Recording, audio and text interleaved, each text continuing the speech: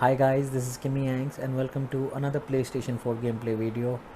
Once again from the F1 2020, and as I had promised you guys earlier, this is part 2 of the assists on F1 2020, and I'll be covering two of the most important assists, one being traction control and the other being ABS, that's the anti-lock brakes assist, and the braking assist itself. So there is a saying that traction control and ABS, if you are able to drive a Formula 1 car in the game without these assists, racing becomes so much fun.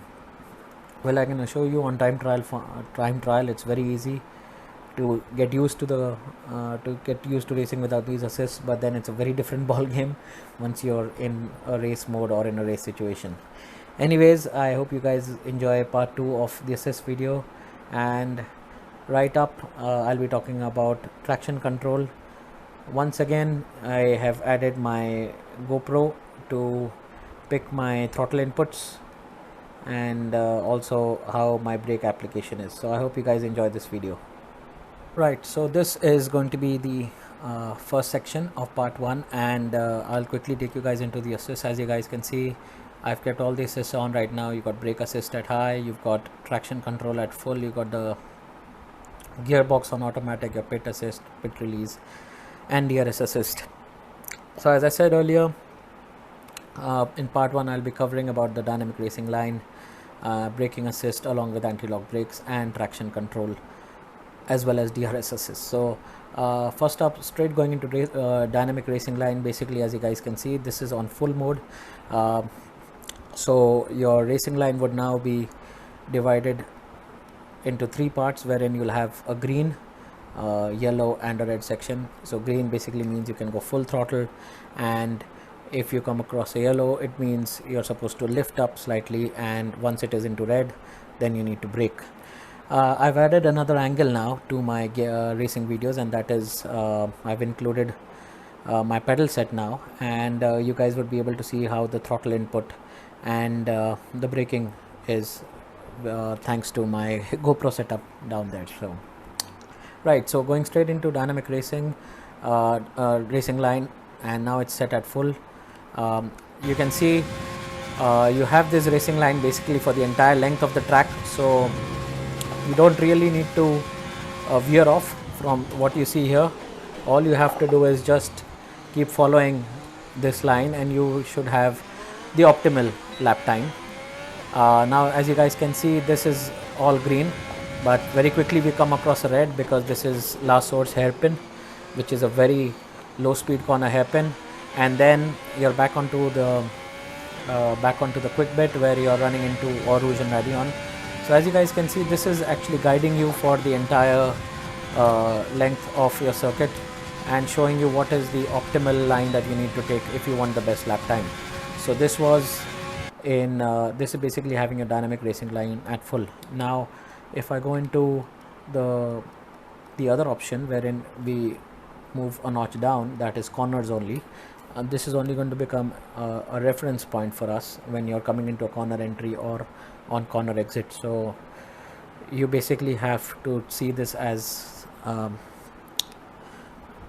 way of understanding what your braking point should be. Now once I switch this on to corners only, you guys would be able to see the racing line has now gone off, but the moment you're coming up to a corner, it actually shows you where you need to brake and where you need to lift off or go back to full throttle. So as you guys can see, again, the racing line disappeared, but then it comes back on once you come onto this off camber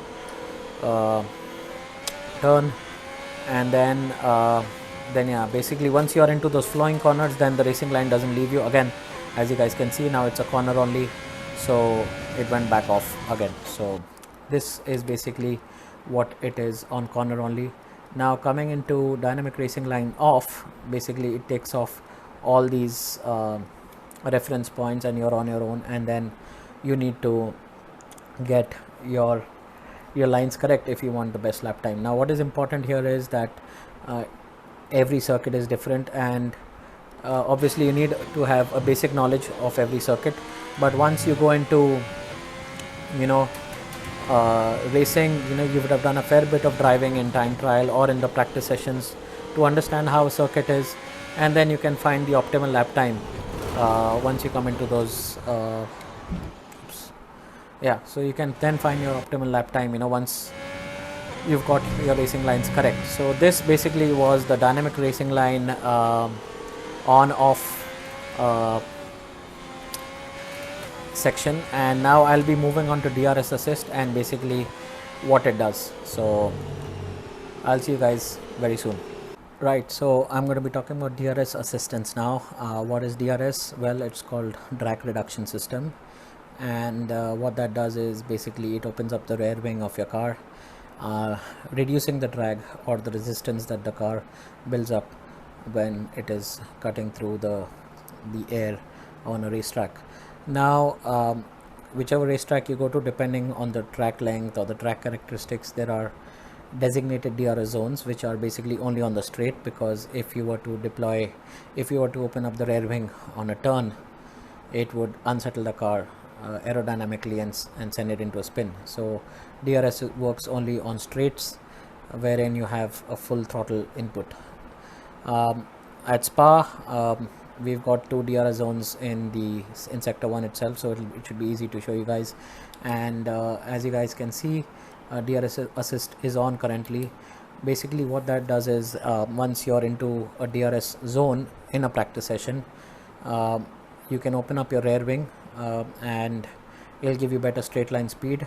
And if you're racing, then you need to be within 1 second of the car in front of you, which is in front of you, and that 1 second time gap has to be at a DRS detection point, which is just before the DRS zone itself. So let's say if you're approaching a DRS zone, and if you're within 1 second of the car that's in front of you, the DRS can be activated, and the driver hears a click or a tick or some sort of notification which tells him, yeah, you're in the DRS zone, and you can deploy your rear wing and get better straight line speed than the car in front of you and overtake that guy. So that's how it works in race, of course, but in practice or in time trial you can actually just use your DRS assist, the DRS wing as is. So very quickly, let me just switch the driving camera view so that it can give you guys a better idea as to how the DRS assist works.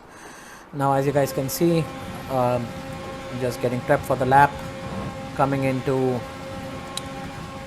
the bus stop chicane, and we actually have the first DRS zone on the pit straight itself, and there is the DRS line that you can see on the left, and there you have the rear wing opening up. So this obviously was DRS assist, wherein the rear wing opened up without me having to deploy it. And if you were able to spot, or I'll actually show you guys on the next straight when we come onto the Kemmel straight, what happens is the moment you press your brakes, the rear wing shuts off on its own. And now you can see there was a DRS line again. We are on the back straight with DRS assist on, and now the moment we brake, you can see the thing has shut off. So this is basically how DRS assist works, pretty simple. And now if I were to switch over to preferences and the assist and switch it off, which is this, I'll have to deploy this by myself, and you should be able to see me doing it just about now, soon enough.